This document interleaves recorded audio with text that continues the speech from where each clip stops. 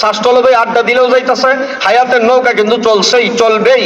না জানি কোন দিন কোন সময় হায়াতের নৌকা যে মৌতের ঘাটে লেগে যায়, মসজিদের মাইকে মাইকে এলান শুরু হয়ে যায়, আব্বাস আলী ইদ্রিস আলী ইন্তেকাল করিয়াছেন। এই এলান, এই ঘোষণা প্রত্যেকটা মসজিদে হবে না হবে না? হবে। আব্বাস আলী ইদ্রিস আলী ইন্তেকাল করেছেন।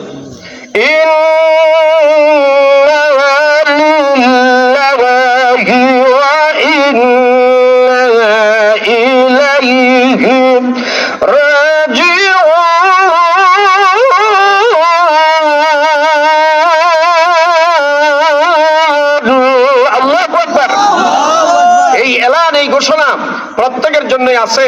এই জন্য আমি আমার বয়ানে প্রায় সময় বলি, কেউ যদি ম্যাট্রিক পরীক্ষাতে ফেল করে দ্বিতীয়বারও পরীক্ষা দেওয়ার সুযোগ আছে, দ্বিতীয়বারও ফেল করলে তৃতীয়বারও সুযোগ আছে, তৃতীয়বারও ফেল করলে চতুর্থবারও পরীক্ষা দেওয়ার সুযোগ আছে। কিন্তু কবরের পরীক্ষায়, হাসরের পরীক্ষায়, মিজানের পরীক্ষায় যদি কেউ ফেল করে, আর জীবনে কোনোদিন এই পরীক্ষাগুলি দেওয়ার মতো সুযোগ পাওয়া যাবে না। কেউ যদি পূর্বদলা থানায় গিয়ে মামলা করে, এই মামলায় যদি ফেল করে, নেত্রকোনা জেলা লেভেলে কেস করতে পারবো, জেলা লেভেলেও যদি হারে হাইকোর্টে গিয়ে কেস করতে পারবো, হাইকোর্টেও যদি হারে সুপ্রিম কোর্টে কেস করতে পারবো, সুপ্রিম কোর্টেও যদি হারে তাহলে প্রধানমন্ত্রী প্রেসিডেন্টের কাছে যে নালিশ জানাইতে পারবে। কিন্তু মৌতের মামলা, কবরের মামলা, হাসরের মামলায়, মিজানের মামলায়, ফুলসেরাতের মামলায়, এই 5 মামলায় যদি কেউ হারে, আর জীবনে কোনোদিন এই মামলাগুলি আপিল করার মতো জায়গা নাই। তাহলে